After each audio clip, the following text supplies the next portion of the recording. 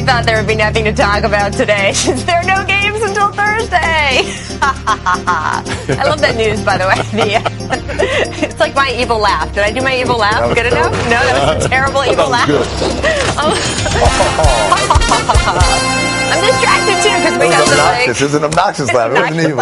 It wasn't a good laugh. I love the breaking news music we have, though. We're morning television. Welcome to The Jump. I'm Rachel Nichols. This is our NBA insider, Amin Al-Hassan. This is our three-time NBA champ, Byron Scott. And Byron, I can't remember, which team did you win those 3 titles with? The Los Angeles Lakers. The Los Angeles Lakers. Yes, there we go. Yeah. Pacers close, yeah. They're just a little bit in the news right now. Yeah, you think? Huge breaking news, actually, over the past couple hours. Jeannie Buss replacing her brother Jim with Magic Johnson. Magic will get the title President of Basketball Operations. GM Mitch Kupchak also out. The team will begin a search for a new GM. Even the team's longtime PR director, John Black, was fired. I opened yesterday's show talking about the Red Wedding on Game of Thrones. Apparently, I was a day off. Although, really, what happened down the street from here today was more of a bloodless coup. And in a minute, we will get to discussing whether this was a good decision, the timing of it. But first, I just want to highlight the way Jeannie Buss pulled this off.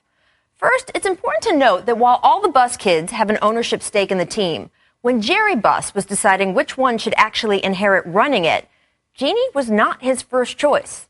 She was not even his second choice, despite that she was the kid who graduated with honors and a business degree from USC. Dr. Buss loved his daughter very much, but she was a girl, and he was old school, and in his eyes, that initially disqualified her. And he was very upfront with her about that. So the fact that we are here today with Jeannie calling the shots, removing her brother and still co-owner from a job he very much wanted to do, it's amazing. And the fact that she did it through literally decades of work, proving herself over and over again, handling the team's marketing and business operations to the point where her father finally rewarded her by leaving her in charge in his will. And then over the past few years, wisely playing Jim's own public declarations against him, making him solely own all the basketball team's decisions. It's genius.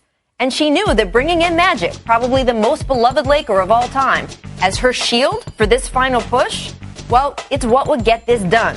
We are in a time right now when we are seeing owners like James Dolan, Vivek Ranadive make not just questionable decisions, but what seem like completely reckless ones, changing strategy and temperament with the weather. Only time is going to tell whether Jeannie Buss did the right thing here, but the way she did it, well, underestimate this woman at your own peril. She knows how to get stuff done. And guys, I just feel like Jeannie's a ninja with the way she pulled this off. But we do have to look at what she pulled off. Do you think this was a good decision, Byron? I think it was a great decision. I think the timing was fantastic. And again, Jeannie is one of those beautiful women that you look at and you don't think she has this type of, prowess when it comes to business. Well, she leads with being sweet. She's definitely, she leads with a smile. That, but she is a pit bull in a skirt. And this was all about business. This was calculated. This wasn't done in a rush. Her and Irvin had met before. All this stuff is kind of coming out now. And I think it was the perfect timing. I know it's 2 days before trade deadline and all that stuff. But right now, it lets everybody in the league know that the Lakers are for real again. And I think putting Magic in charge is definitely the best thing to do. You made the Game of Thrones reference. She's Cersei Lannister, right? Ooh, baby. Always planning ahead. Everything is a chess move. Boy, you are I'm in it. I'm in it to win it. Like Coach said, good decision because, like you said, Jim made this bet 2-3 years ago. He set himself up. There was really nothing he could say to defend himself at this point. He was the one that made that comment 3 years ago, and now he's out. The question that I have is about the timing. Because we're getting into a real sensitive part of the calendar, unless you've resolved that we're not going to make any moves as a Los Angeles Lakers organization. We're going to sit out this trade deadline. But I think when you're dealing with this time of year, you need someone who's on the ground, knows the context, knows the context of what we're doing here, and can field those conversations, even if they're not the last decision maker. So I would have probably kept Mitch around just to handle this, even as Magic becomes the the decision maker having the final say. Well, it's interesting. Sam Amick from USA Today just put out a tweet saying that Jeannie very much had been interested in DeMarcus Cousins and felt like they could have been a good environment for her. We know that the Lakers were one of the final teams in those discussions with the Kings, but in the end, Mitch Kupchak, Jim Buss could not get that done. So that might be some insight into the timing. But you make a good point about the trade deadline. Look, Magic, like Vlade Divac in some ways, is an ex-player who has no experience running a team, and the Lakers are being smart. They're not putting him in as the GM. Right. They're not saying you're going to be the one doing this. They're looking for an experienced GM, but doing it 2 days before the trade deadline. It's interesting. You have so much insight, Byron. You've been in the room with Mitch Kupchak and Jim Buss. What can you tell us about the way they operate and why that might have led to all of this? Well, I think the biggest thing is the fact that there's a lot of times where I didn't feel that they were on the same page. You know, I thought they were kind of pulling that rope, not really understanding where they wanted to go. And I don't think they were on the same page in a few of the meetings that I was sitting in on. Jeannie has made it clear that right now the direction that they're going with Magic in charge, they're on the same path. Right. They're in the same direction. And I think that's very important to her moving forward. They want to get back to championship basketball. And that's what we all are used to here in Los Angeles. When you talk about the Lakers, you think about championships. And they want to get back to that, and they want to get back to that as soon as possible. It's interesting. There's a statement from Jeannie Buss. She said, quote, "I took these actions today to achieve one goal. Everyone associated with the Lakers will now be pulling in the same direction, the direction established by Irvin and myself. We are determined to get back to competing to win NBA championships again." I mean, Byron, you are a proud Laker. Absolutely. You and Magic are still very close. You talk all the time. How hard has it been for you guys and for Jeannie, who was a part of all of those championships as well, to endure these last few years? And as you say, the Lakers not really on the board as a serious franchise. It's tough. You know, when you wear that purple and gold, and James Worthy's on that, you see him doing Time Warner, but we feel it every single day. You know, when we watch this team play and we're seeing where the results are right now, we're not used to that. You know, this is something that we can't even explain. You know what I'm saying? Ever. We can't explain it. So, when we see these type of, and Irvin and I, it's funny, I just saw him this morning at the gym, but when we meet at the gym and we start talking about basketball, when we go back to the 80s and talk about how proud we were and how much, we won and how many championships, and then we talk about these guys today, and I'm just talking about the team in general, it's disheartening, it's disappointing because we are not used to that. And we want them to take the same type of pride that we had, when you put on that purple and gold. So to have him back in here running it, that's the first thing he's going to be, telling these guys is how proudful you have to be when you put that purple and gold on. And I mean, the amount of change we're talking about here, I cannot underscore enough. Like when I say Red Wedding, the amount that she just wiped out. Mitch Kupchak was in his 31st season with this team. Jim Buss obviously has been a part of this team his whole life, but his 19th official season with this team. And I mentioned John Black, the PR director. Obviously, most of the general public not as familiar with him, but he has been with that team for 28 seasons. So you were talking about a huge part of Lakers culture being replaced. What are the pitfalls? I mean, she now owns this decision. Magic now owns this. What are the trouble they could run into here? First of all, I want to point out, if you saw the statement they put out, notice they didn't take any shots at Jim Buss. They didn't take any shots at Mitch Kupchak. What a concept. Imagine that. Imagine that. Certain other marquee organizations in this league. That's how the Lakers do it. Absolutely. Class. That's how the Lakers do it. Class the all way. But as far as Magic goes, his new challenge now is he's doing a job he's never done before. It's not enough to be one of the brightest basketball minds to ever play the game. You have to have people who are experienced at doing these other things, like a collective bargaining agreement, like analytics, like scouting.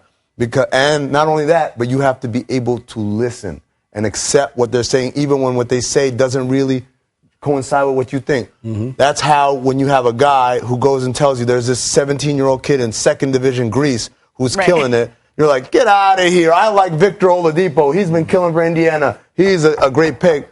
Then you find out this kid 4 years later. Giannis Antetokounmpo. Exactly. His name is Greek Freak. And so the only way you can have that kind of organization that makes those decisions, if you have people who are experts like that, and you know when to listen to your experts and when to listen to your gut. It's not easy, but, that's the job. Well, sports agent Rob Pelinka has emerged as a prime candidate here to become the new GM under Magic Johnson. That's from Ramona Shelburne.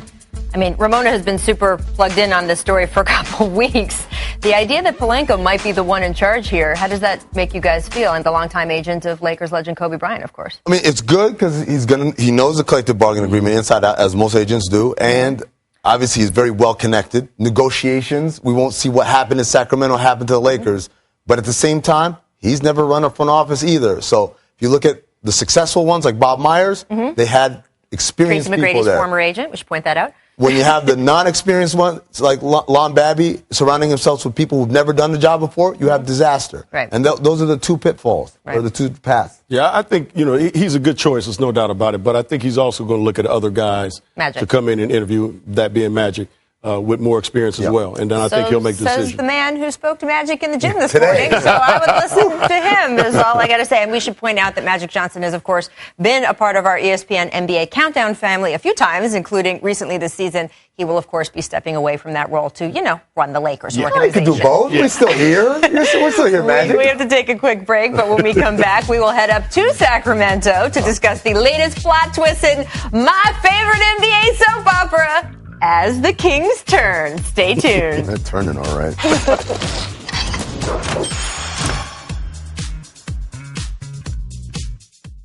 Welcome back to The Jump. Byron Scott and Amin El-Hassan still in the house, but first, maybe you thought it was over. Maybe you thought it was enough that the Sacramento Kings spent this past week lying to DeMarcus Cousins about not trading him, lying to the public about it, then actually trading him in a spectacularly underwhelming deal. Maybe you thought, yep, even for the Kings, that's got to be pretty much the hat trick. But, my friends, you would be wrong. Oh, yes, by popular demand, or at least by demand of the way Sacramento runs its team, it is time for another edition of As the Kings Turn. Today's episode stars GM Vlade Divac being peppered with questions on why he didn't, do his job better and get more value for the best big man in the Most likely NBA. we get less because I had a better deal 2 days ago. Than what you got now? Yep. And then You had a better offer for Cousins 2 days ago? Talk to those agents. What they say. So what? I don't want to go in details. I don't want to discuss about the process. It was a big process for us. Did that and that didn't shy you away, obviously. I mean, even though you settled for an offer you didn't like as much as the other one, no thought in your mind. This was the best time and the best offer we get for in this particular time.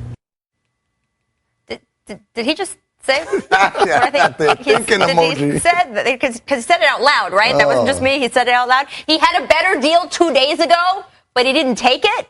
2 days And ago. it's the fault of agents? Agent. 2 days ago. Clearly, Vlade implying Boogie's agents told some other team it couldn't count on Boogie signing an extension with them. The problem is Boogie's agents also told the Pelicans that same thing, and yet that deal went through. So, yeah. But it got worse because Vlade also put out a statement that read, quote, "It was time for a change. I decided this was the best direction for the organization. Winning begins with culture, and character matters." Character matters, huh? So, what about the Kings' Darren Collison, who pled guilty to domestic battery? Or the Kings' Ty Lawson, who has pled guilty to multiple incidents of driving while intoxicated? Or Matt Barnes, who was released yesterday for salary reasons, but was not released after being charged with assault last month? Character matters? You have got to be kidding me. Nobody's pretending Boogie Cousins is a saint here. He is temperamental as hell. He's disrespected his coaches. He's berated teammates. But none of those things compare to beating a woman repeatedly, recklessly, driving drunk. And when it comes to those type of things, the real life, non-basketball stuff that actually matters, DeMarcus Cousins is more in that saint category. He has a tremendous track record for charity work. The moment he signed his last deal, he gave away $1 million of it for the less fortunate of Sacramento. And here he was last night at an impromptu goodbye party, being moved to tears over having to leave. My love for this city has never changed. Love you, Boogie.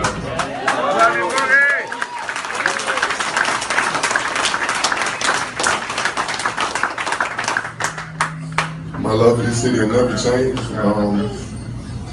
Even though I'm gone, it'll still be the same.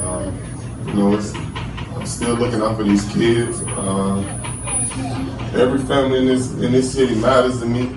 Every soul in the city matters to me. So everything's the same. I'm just not in the Kingdom uniform anymore, which is okay because the love is still here. It's still gonna go on. Man. Thank you, everybody. Now, this is the part where I tell you that in the off-the-court character category, Vlade Divac actually gets incredibly high marks, too. He has shown himself time and time again to be a tremendously good person. But boy, did he mess this one up in pretty much every way. Guys, I got to ask, is it time for Vlade not to be this team's general manager anymore? I'm not really a fan of calling for people's jobs unless they do something egregious. I think Danny Ferry, I thought he should have lost his job for what he did. Vlade Divac is just a bad GM. And that's not his fault because he was put in a position to do a job he's never done before. I think it is hard for all of us because he is the nicest guy. Nice guy. And like you said, a lot of work back in the former Yugoslavia and war-torn areas helping, the healing process there. So a great guy who just has not done a good job. Like I said, I don't like calling for people's jobs. Right. Now, I'm with you there, but I think this. I think you have to give him a chance. Give him another year or so, at this job. Like you said, he is new to it.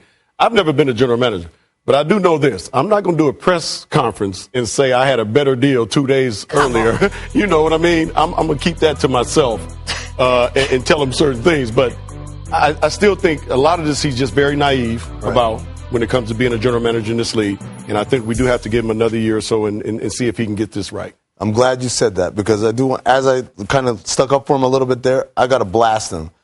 He said, because Brian Windhorst went on Mike and Mike this morning and he kind of explained, here's the deal. They had some deals and then the agents, because they didn't want DeMarcus to get traded because of that financial. DeMarcus basically just lost $30 million by being traded because of the way the new CBA works. So, of course, the agents were trying to not get him traded. It's their job. No, but that was my point. I said, when I heard that from Brian, I said, you can't blame Vlade because of this other.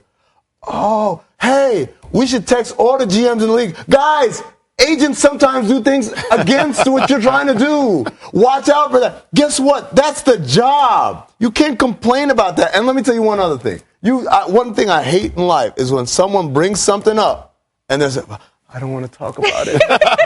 So what happened? How was your day? Oh, me and the wife had a fight, but I don't want to talk about it. Well, then why did you bring it up? You just said my day's okay. And then we would have moved on. We talked about ownerships and decision-making process here. There have been all these stories now coming out that the front office has wanted to deal Boogie for a while. They felt like it was better for team culture to just cut ties, that it was Vivek Ranadive who had been wanting to keep him, thought that, hey, we can build around him. They had that new building that they were opening, and that there was some feeling that this was the window, right? That Vivek suddenly got very enamored of Buddy Hield. Here's our own